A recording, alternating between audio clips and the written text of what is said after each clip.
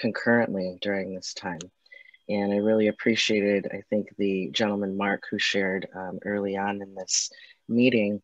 There are compounded aspects around identity that show up in our community that further stigmatize impact of these things in this time, not only the ones I mentioned, but also in terms of being Black or brown in our culture. I am someone who identifies as of color. So I have an Asian background and other mixed to Native American. And I am also someone who is an out transgender male. And that's something that's really important for me as I'm in community and the work that I do. So folks, and I noticed on the screen, we have several folks that are using pronouns, which is fabulous. It's definitely not a required thing, but a beautiful thing that indicates the ability to have some safety and awareness in a group. So that is something you'll see that I use he, him pronouns. And when I say I'm a transgender male, that means that I was assigned female at birth. And I've been pretty open about my story. I'm someone who's in my late 40s, and I transitioned and started my process a little later in my life. So just about 4 years ago now. So for a majority of my life, I was someone who presented reluctantly, so I must add, as female, and had my journey that way. And I think in terms of generation, it has been quite an experience for me just to be connected to our community and understand even generationally what a lot of our younger folks are experiencing, and feeling very appreciative for their voice and their advocacy and a lot of the work that has to be done. So with that, I want to share a little bit about what does Rainbow Community Center do in the community. We are located in terms of our center physically in Concord, right across from Todos Santos Park. And I have recognized some of the names in this group, that some partners that we work with and folks that have been part of other efforts. I know in our history of 25 years, the organization has been around. We just celebrated that anniversary in October of last year. And I feel very proud that, we've had quite a number of leads at our organization.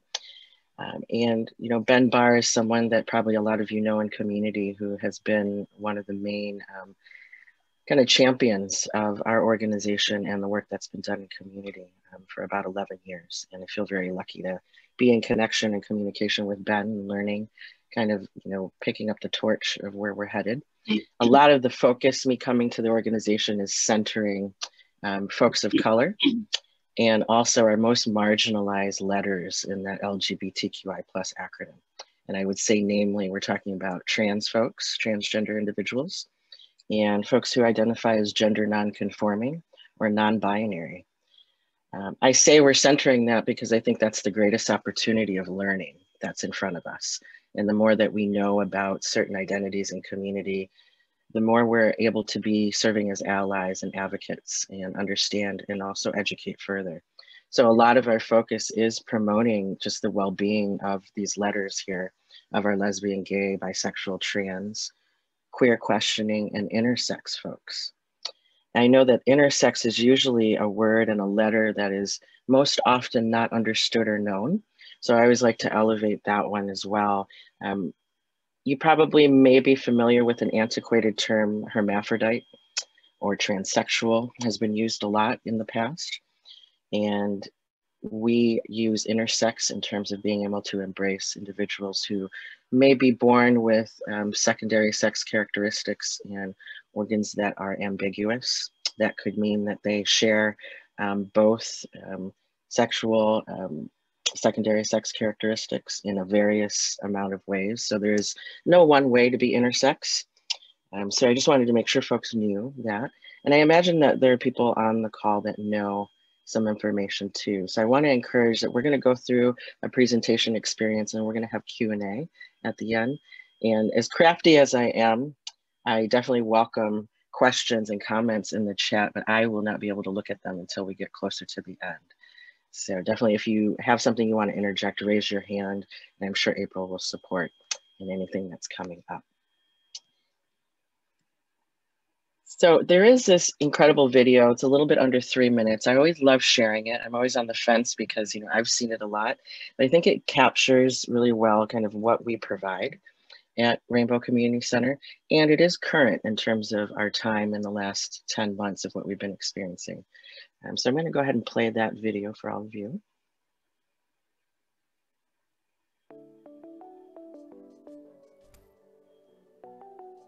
Rainbow Community Center's mission really centers around building community and promoting the well-being among lesbian, gay, bisexual, transgender, intersex folks in our community, plus.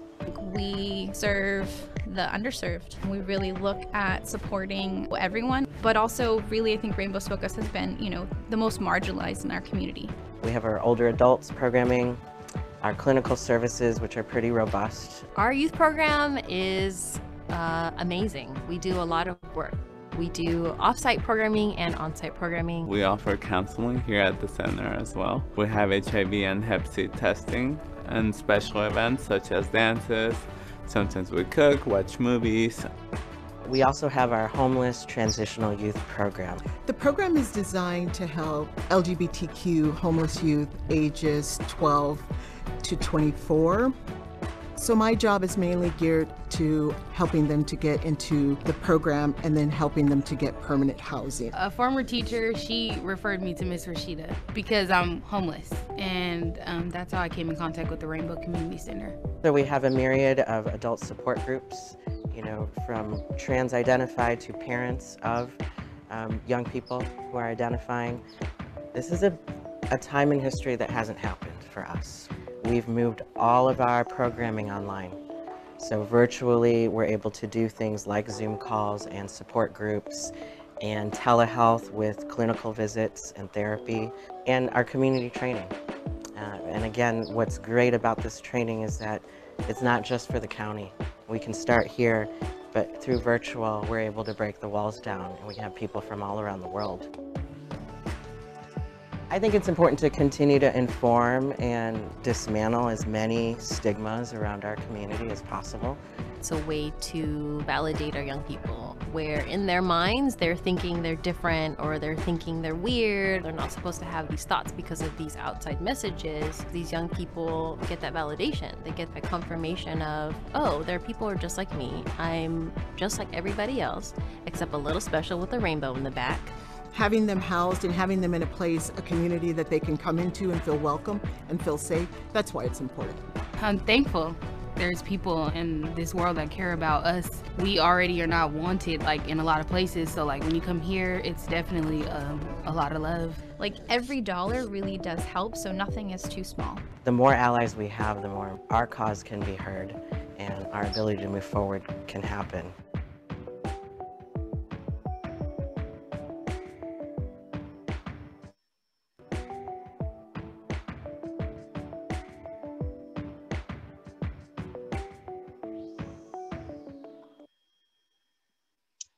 Thank you for taking that in. I find that, when you can see and hear from as many voices as possible, it helps build out, what is it really about our rainbow flag?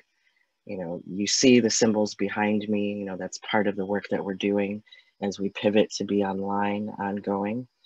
It's so important that there's visibility that shows up in a lot of different ways, not only with who's speaking on screens, but also just resonating around the visibility with symbols and messaging.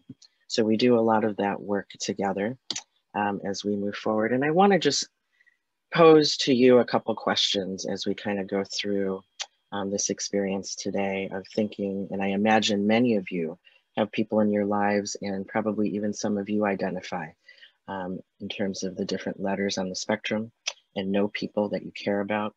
But thinking about when you first realized that some people identify as LGBTQI, and what did you learn about it? And what are you continuing to learn? And how your impressions have changed over time, considering what that's like, including today, the things that we're going to take in with the pieces around mental health, COVID, and with substance use. And as you can imagine, those things have very much been influenced and informed during these last 10 months. Especially for our young people. I'm pretty much on both ends of the spectrum, our young people and our elders, our older folks in community. Very much we're seeing a deep impact around being sheltered and being isolated.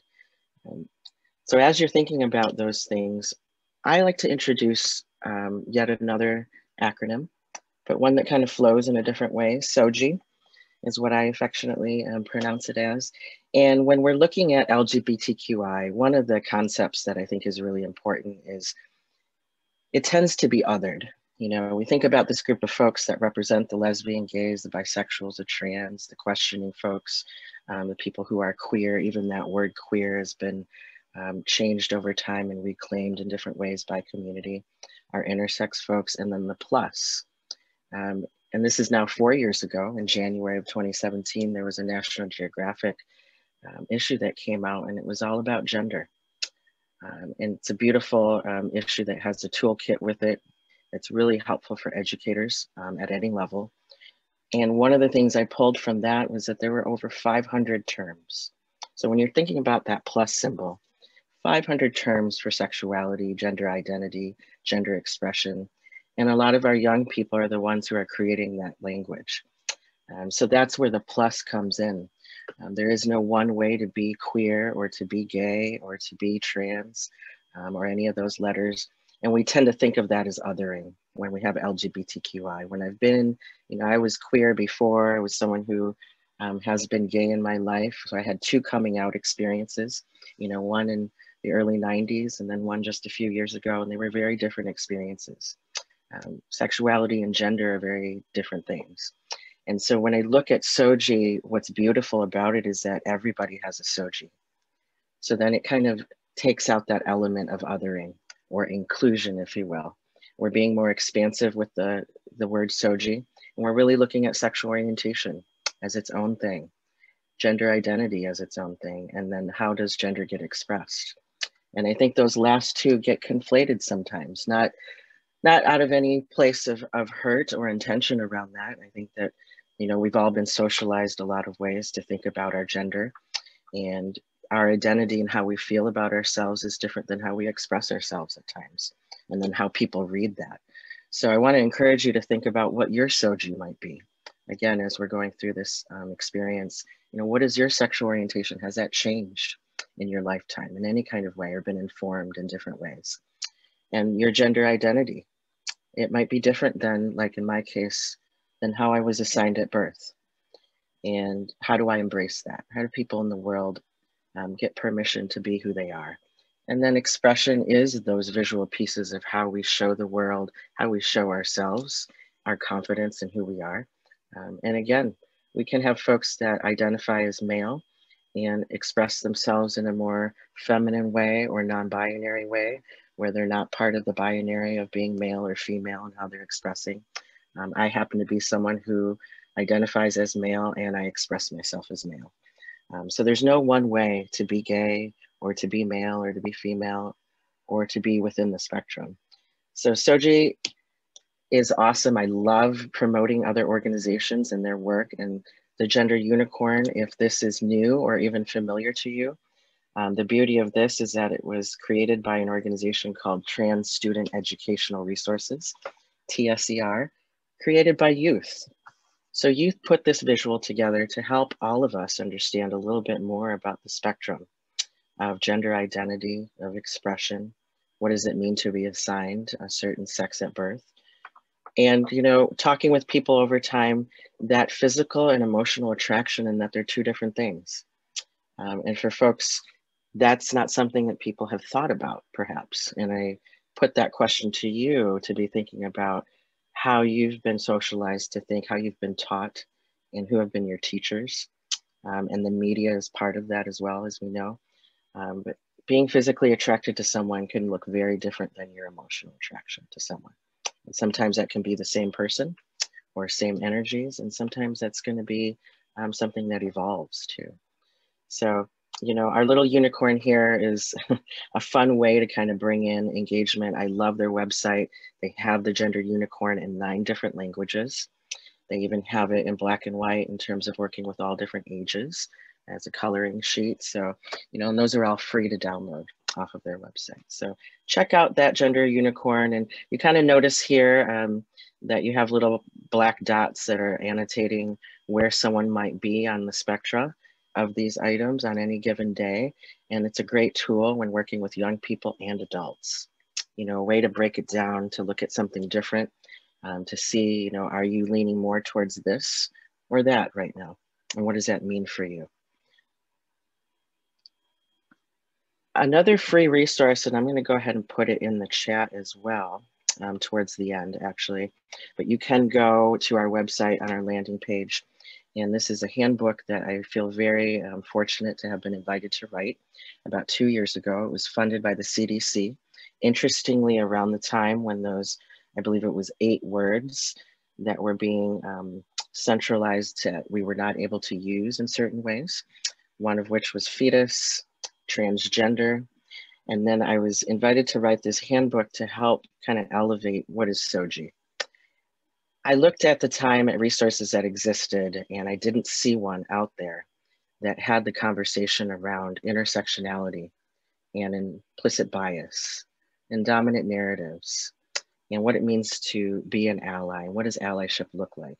In addition to sexual orientation, gender identity, and expression. I don't think that these are standalone experiences existing in these letters and in these realms. So to have that conversation in conjunction with bias is pretty powerful. I think it helps kind of bring us to a different level, thinking about how do we really invite in and build spaces for people that are different than us, or even people that we care about that we know are mitigating a lot of harm in the world because of the lack of education. So this handbook is free, it's open source. You can download it, you can print it off, you can share it with whomever you'd like. There's an incredible compendium of definitions and terms around identities, and also a separate one around concepts. So that I find people have shared has been really helpful for them in just terms of breaking down language. So definitely check that out on our website. And again, I'll share the link.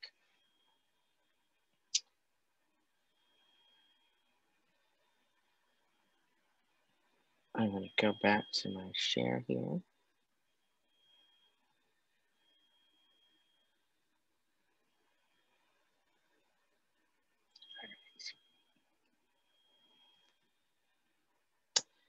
So as we get into the place around learning what impact is, as you can imagine, 10 months, has there been time to really get stats and studies and research going? And I have to say, I'm a big champion of the Trevor Project. You know, they kind of launched in the early 90s.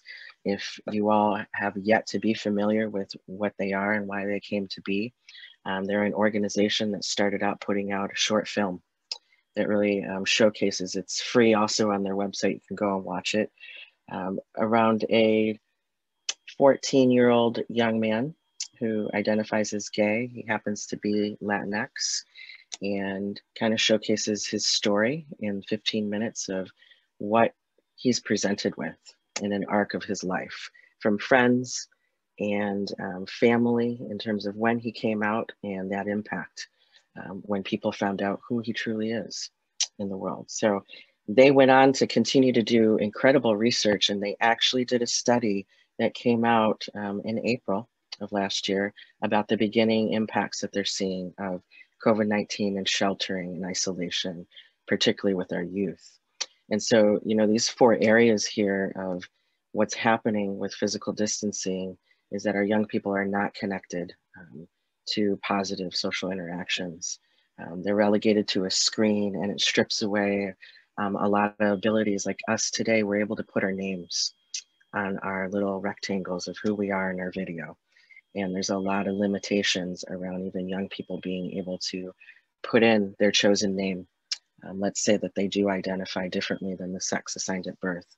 And part of that process for some is being able to have a name that really reflects who you are, in addition to pronouns. And you know, that is a scary thing right now, that agency is not there for young people. Because you can imagine a lot of schools have a lot of specific guidelines around what aspects you can control when it comes to video conferencing.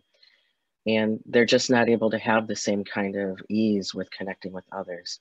There's also a lot of increase in negative social interactions. You know, even us putting on a virtual Pride in October of last year, we experienced a lot of bombing to our virtual spaces where people are seeking out and targeting groups to be able to show up and not say things that are very positive.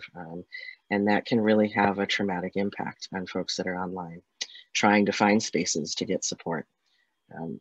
We know that a lot of people are dealing with economic strain. The unemployment has been pretty significant. And when you're someone who maybe you don't look like everybody else because your gender expression and presentation, or you identify as transgender, and then you add on being someone who's of color, the stigmas just continue to compound and you're not as eligible or as attractive to be hired in the limited amount of positions there are. We find that a lot with our community. Their employment options are very limited. And we do have a housing program, as you saw in the video, and we're dealing a lot with young people being kicked out of their homes. They're not able to be out. They have to go back into the closet. And that has created a lot of unrest and actually a lot of unsafe spaces for young people. So we've seen an increase, of course, with people that have been put out of their homes, even folks that are coming from different states around the nation and different regions, because they know that the Bay Area, from their research, is a more accepting place. You know, the online community has made it a lot possible to know kind of where can I go in these days and times. There's a lot of worry about when is this going to change, a lot of anxiety about their health. If you can imagine, you know, we live in an area in the Bay where the AIDS epidemic was pretty prolific in the 80s, 90s, and that impacted and it took away a lot of our community members. So when we're working with our elders in particular, we have been finding a lot of post-traumatic stress disorder resurfacing and showing up when we have a pandemic that's happening now. We have a lot of our community members, a lot of our gay males in community that have HIV positive statuses. So in terms of being immunocompromised, that adds another layer to also their age of not wanting to leave the home. And we know that with our communities, we tend to have less connection with our families over time, over generations, because of the non-acceptance of our identities. So we're finding a lot of our elders that we serve with our food pantry program. We're doing food deliveries. We're the only person they see, maybe once a week, maybe once or twice a month, depending, because they're not leaving their homes. They don't have people that are checking in on them. Their partners have died or have been struggling or in home care facilities differently, and they're not with them. So it just, again, illustrating the compounded aspects of what COVID-19 is doing right now. The supports that we need are more services for our youth. And, you know, we're lucky to have a clinical department as part of our organization, and they're also overwhelmed with the intake requests. And the referrals we receive. We're the only LGBTQI serving organization in the county. And we're lucky to have other programs that are out there, but in terms of comprehensive services, we're proud that we can represent that. And we know that we can't do enough in this time right now. So we're looking for additional resources and support. You can check out here the Trevor Project in the link. We're also seeing mental health impact. Most notably, these are 3 stats I thought was really important to share. And this was a survey, again, done right before the summer of 2020. So we know that it's only worsened, actually, based on our anecdotal experience just in our county. We've seen 40% of respondents seriously considering suicide in the past year. And that was in the spring of last year. And more than half of the trans and non-binary youth have considered suicide. 46% of the LGBTQ respondents report that they wanted psychological or emotional counseling, but they weren't able to access it or receive it. And 29% of LGBTQ youth in particular have experienced houselessness and been kicked out or run away. It's a really high percentage of young people that are not finding safe spaces to be in. I always like to make sure, because stats are very heavy at times. We know we're hearing a lot of them, and we're hearing a lot of anecdotal stories as well. What can we do? There are simple things that you can all be doing that you probably already are. As I see, you know, pronouns on the screen are one thing. It's a way to affirm and share that you're a safe person. But affirming gender identity among trans and non-binary youth lowers the rates of suicide attempts. There's a statistic that just by virtue of announcing in a school, for example, that you have an affinity group or a GSA, a Genders and Sexualities Alliance group, even if nobody comes, it lowers the suicidal ideation rate in that school for those young people who are questioning or might be identifying and can't be out. So there's so many little things that can happen that really move the dial that you may not hear them say, but they're paying attention. Trans and non-binary youth report having their pronouns respected by most of the people in their lives, attempted suicide at half the rate. So that's, again, having your pronouns on the screen. That's where the young people might be coming to, or adults in programming coming to. The last one here, 12% of those who reported at least one person in an LGBTQ affirming space attempted suicide in the past year, compared to 20% of LGBTQ youth without in-person LGBTQ affirming spaces. It's an 8% difference just by virtue of having a program or an organization like ours existing and known. Tobacco, we know, is a really prolific substance that's used a lot in our community for a various amount of reasons to cope. Family rejection is a big one. A lot of bullying and victimization and harassment is another reason why people resort to and increase their use with tobacco. Discrimination in employment for adults in education and housing, and that we've seen has elevated. Just working with our folks that are houseless right now, every single person coming into our program, they're using in some way. Just recently in this past weekend, we had a couple who are identifying as queer that we do hoteling with our houseless program. And the amount of stress that they're dealing with, they started engaging with meth. And so there's a lot happening in terms of, you're starting with tobacco. I don't have to tell this group, you all are very much the experts here. You know, you start with one substance and it leads to another, and the compounding use of that to be able to achieve a high or a distancing around what the stressful factors are. Discrimination, particularly for trans women, and I'm going to elevate here Black trans women. We have had Black trans women targeted in our program where we had to move them around the county, out of the state, because literally they were being targeted to be killed as we're hoteling them, trying to get them into more permanent and safe housing.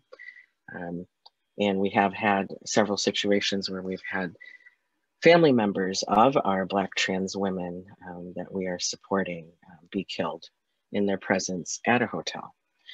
So, you know, they are really, there's a lot of fear in community, and it is about lack of education. That's really what it comes down to. And then the last one here, LGB, the lesbian, gay, bisexual people who experience more sexual orientation discrimination or more likely to use tobacco. And I want to share with you, there's a new organization that's in the Bay Area called LGBTQ Tobacco. And we've been very beneficial around receiving their presentations. And this is one slide that's from their presentation I thought was really helpful to share, and to be able to let you know that there is this other organization that's focused specifically with the LGBTQI community and tobacco use in particular. And they do a lot of work in Contra Costa County. Quickly here, what I want to share is that we know our community is left out of a lot of consideration and being seen around tobacco use, yet we're being marketed to pretty greatly. Ads that exist already for the general population are adjusted with images inserting more of a gay lifestyle or gay tokenizing of images to be able to attract people around wanting to have this lifestyle of smoking. And when you look at 32 studies that were done by the Surgeon General in reports, only 3 of them had any mention of LGBT folks in them. So we know that we're not being seen, and that we are anywhere from double to triple in terms of the percentage of smokers in our community and folks that are using tobacco compared to the general community. And in our community, we know that smokers that have HIV have 12 less years on their life comparatively to folks who do not have HIV. So just a couple points there to share with you. The impact, we know that there are starting to be studies showing a delayed start of substance use because youth are at home right now for the ones that had not used before. For the ones that had started using before shelter in place, there's been an increase in substance use. There's a concern for what happens with substance use after we shift into whatever next stage we're going to be in coming out of shelter in place because of the trauma that's being experienced ongoing right now and the coping with that. We just have a large amount of disparities in our community because we're not seen, we're not included in these studies and reports. This is not a surprise comparatively to other studies and other issues that are going on in our world, but it's good to elevate and again show how we're being left out and considered, and we're a pretty big part of the population. Community challenges. Again, you heard me mention that about 20 to 30% of LGBTQ community abuses substances compared to about 9% of our population as a whole. And we suffer from these rates because of factors that involve the higher discrimination and stigmatizing based on sexual orientation alone. Hate crimes and emotional abuse, threats, and public humiliation. We have community members that will not go to get medical care because they are afraid of how they're going to get received in medical facilities by doctors, by staffing who are not familiar with what it means to be transgender. I'm someone who navigated that myself about 10 years ago, where I wasn't in a more knowing place going to a pretty large healthcare provider. And I consider myself pretty clicked in and educated around my exploration of self and just accessing resources in the world. And I was shamed. And I ended up choosing a procedure that I wish I had chosen differently, that I needed something else at the time because of the shameful experience that I experienced from an intern at a hospital. So, you know, that is, again, just pointing to the lack of education, and there's a lot of work being done to do that, to increase that education, you know, and sometimes it's just having a rainbow sticker on an ID tag. You know, again, those immediate symbols, they speak volumes to someone coming in and walking into a facility and realizing they can talk to someone, or someone might be differently more aware that they might be sharing aspects around their health condition. So we find a lot of our elders and folks that end up dying sooner than they should are dealing with multiple health issues that tend to worsen quickly because they're not getting ongoing care. There's a lot of rejection and shame from family and friends with coming out, and we're finding a stunted opportunity for that during COVID. Folks are not coming out, the suicide rates are higher because of these reasons, and the loss of employment. I'm someone who also experienced that in a former job. I feel fortunate I was able to choose to leave a job due to the lack of education of the organization that I was working with around my identity and my transition, compounded with being someone who is of color. You know, that again, trying to unweave that, I don't think it's something you can unweave when you're talking about intersectionality. It is part of your lived experience, but folks can be alienated because of things they don't understand. There's also a fair amount of internalized homophobia that happens with our youth and our adults in community. And that contributes to using substances at a greater rate as well. So you can look at those stats too from the Addiction Center's website. This is where I pulled that from. And again, another moment to be thinking about questions. So what are you noticing around anxiety and worry and concern during this time with the community members you serve? Are you able to provide symbols and invitations and be expansive in what you're doing, in the work that you are, in the settings and the screens that you're on, that would compel or encourage someone to be able to share what they might be struggling with around identities? What steps have you taken to address these needs and concerns if you know that they're happening? And what are some of the risk factors you're aware of in your given communities in terms of suicide and substance use, particularly with LGBTQI folks? And do you think that they've increased or decreased based on what your setting has provided during this time? Just good questions to be thinking about ongoing. We have a lot of ways that we support the work that happens, especially in this time. Social media has been so important, all of the platforms, to be able to share and provide affirming messages and resources. If you're able to spread the word about the work that we're doing right now and that we're here, active, available, recruiting young people, adults, older folks to be part of groups, to start groups. We're just going to start launching a frontliners group for LGBTQI healthcare providers to be able to have a support group for them in community. We're excited about that. We have trainings ongoing. We also have referrals for our intake line for mental health. And we're going to be launching curriculum in the spring that can be used in a lot of settings. So think about ways in which that you might want to be doing referrals or connecting us with folks in community. We do have a fluency and allyship workshop coming up that you can sign on to through our website. So I'm just sharing with you a little bit about what are some current things happening. Here's the Frontliners group. We just started a Women of Rainbow group, and these are our older folks in community, our elders that are lesbian identified, women identified in any way. So that's inclusive of trans women in community. And that has doubled in attendance every time we've met. We met 3 times so far. So there's definitely the need out there. There's a professional learning community that's going to be kicking off too in the next month, and an alliance for LGBTQI professionals in education as well. All of this you can learn more about at our website. If you go to the trainings tab, you can learn more about that. So I wanted to allow some time for engagement too, because that's kind of what I thrive off of. As much as I love to hear myself talk, I think there's opportunities to learn from the wisdom of the group, and maybe something that was inspired for you to want to ask or resonate around.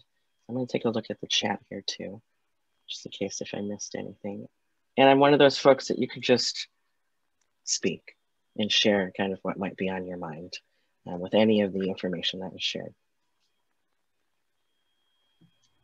Kiku, I just want to start out by just thanking you so much. The purpose of bringing you here today is to help expand, I think, all of our individual and collective understanding about this community that you're serving. Not everyone has a lot of experience in that, to understand terminology. And in the end, I mean, the value for us as a group is to know how to outreach best to and support the community. And that certainly includes LGBTQ plus people. So thank you so much for being here. And I'm going to step back. I could ask questions all day, but I'm going to let others do that first. So let's see who has a question they'd like to pose. I do. I almost always do as well, Yay. April. I knew I could count on you, Patty. I could just listen to you all day. Just the way you present, the information you're presenting is it's just mind blowing how much I'm taking this all in. And I thought I was pretty aware, but I did notice, and this is just my naivete, that sometimes you're using LGBTQI and sometimes LGB. Can you explain that to me? Yeah, I love that you asked that, Patty. Yeah, no, I love that you asked that. You know, it's been a grapple for me, kind of living in community again since the early 90s and kind of coming into knowing in a different region of the country. You know, I'm from Michigan, originally. And for me, part of coming to the Bay Area about 17 years ago was to be able to access a different life of safety and visibility. And at the time, I remember when it was just LG and then it was LGB and the letters continued to grow, right? And all for the best reasons for visibility and knowing this. So part of me coming to the organization, I thought it was really important. We were LGBTQ previously. And the I plus is so important because I think there's so much invisibility around intersex. When we think about intersex, it's about 2% of the population. And that's what we know. It's hard to self-report. Some people don't even know that they're intersex. You know, you can only imagine someone's journey in terms of how things are kept from them and access to information is kept from them. So to be intersex, you know, just to equate it a little bit, you know, when you think about the redheads that exist on the planet, there's about 2% of the population that are redheads. And that's about pretty similar to intersex. And a lot of times you can't just by looking at someone know that they're intersex. So in terms of me using that acronym, I know that we can't replace with SOGIE right now. It's been hard fought and a lot of beautiful history of us getting to LGBTQI plus, and sometimes you'll hear LGBTQIAA plus. I mean, literally I've seen it go for a whole line of the screen. And I think it's hard sometimes because that can be off-putting to people of like, it's overwhelming. It feels like I can't know all these letters. I'm not even part of the community. I want to be an ally, but this is feeling like too much. That's what I've encountered a lot with folks where they get really caught up with wanting to say the letters in the right order and have it come off the tongue really easily. And that's why for me with SOGIE, I feel like, again, we're really looking at 3 factors: sexual orientation, gender identity, and expression. So, and if we can be part of that, that feels a lot easier. So when you see me showing research, you'll notice that some research will only include LGB. And that really stands out to me because I'm the T. And I'm like, okay, I have to look at this research and these stats and the data, knowing that it doesn't reflect me and asking myself the questions, why doesn't it? So as you go in your journey and you look at resources, you're going to see that shows up in different reports and data out there where it only includes, and it's important to know what letters. And to also know, I think with research and to know that when people are asked to report, we have a significant amount of folks that it's not safe for them, even if it's anonymous to report. So I always know it's an underreported data number that I'm seeing. Because there could be repercussions even with young people filling out surveys and questionnaires constantly being evaluated that even with the juvenile justice system coming in and going through intake procedures, like you're being asked or not being asked what your gender identity is, you know, and you're in a punitive setting. So we find that the more that we can share what the letters are and demystify what it is and build a fluency around it's used in different ways and to get folks to think critically about what letters are showing up on the screen when they see it and who does that really represent. That's why you're seeing these interchanging acronyms being used at different times. It's tough for me, to be honest, because when it's distilled down to letters, again, we're othering. We're looking at they're lesbian, they're gay, they're bisexual, and they're very separate letters. So that's the reason I think we're in a time where this is going to shift, probably in the next 10 to 15 years, where we start to get more embracing around what does it mean to have SOGIE as a spectra differently. Yeah, thanks for asking that. I have a question, Kiku. So for our groups, a lot of us work with young people. A lot of us are out in the community like this, and want to be as welcoming and open and, you know, inviting. And as you said, as we're sitting on this, we don't know who's on the other side. We often don't know a lot about them, but we want to embrace everybody. So one key tip that you passed on was to have the pronouns, which I think is great and easy to do. Any other just kind of either language use or Yeah, there's a lot of great things that you can do immediately. And if you're someone that's an educator or you're bringing content in any way, and you said you're working with young people, so no matter what the setting is, I think there's always an opportunity to think about how are you being inclusive and how are you being expansive in the work that you're doing. So in the handbook that I was sharing with you previously, I'm actually going to hit send here in the chat. This is the handbook, the SOGIE handbook. So you can grab that and download that now. And again, you can go to our website. One other concept that I really land in that handbook is how do we transcend inclusive to expansive? I'm just judging by the screen, and we know judging can get us into trouble sometimes, but my idea is that many of you might know of the film of Field of Dreams with Kevin Costner, and that there's that concept of if you build it, they will come. And, you know, he did not have the team yet, but he was like, I'm going to build the field so that it's ready. It's ready for the people to be there. So that concept of can you build a space, even virtual, where people are ready to be received, even though you may not know if they're there already, literally in their identities, they haven't shared them. They're still sussing out if it's safe. They're trying to figure out, you, Jamie, are you someone that's going to be my ally? And pronouns is one thing. I think also embedding in your content actual examples that are not always heteronormative, not always that straight, cisgender, meaning born that sex at birth that you identify as you continue in your life, that you're giving other examples of other lived experiences. So that could be vignettes or anecdotes of, you know, things that you might pull down from the internet or resources, or changing them. You know, a lot of the published materials have yet to move to an expansive way. And this goes beyond LGBTQ and SOGIE too. It's looking at different cultures, different rituals, practices, different political systems. I think it's important to forward educate on what exists and allow the young people and humans in general to be critical and decide and make up their own thoughts about what they think about the concept that you're presenting. So literally it can be me having the flags in the background. I can't tell you how many folks, you know, when I get on a screen, depending on the setting, they're already leaning in differently because they know I'm someone who's representing with a background behind me that automatically has symbols that are gonna be recognizable, and shifting those up from time to time.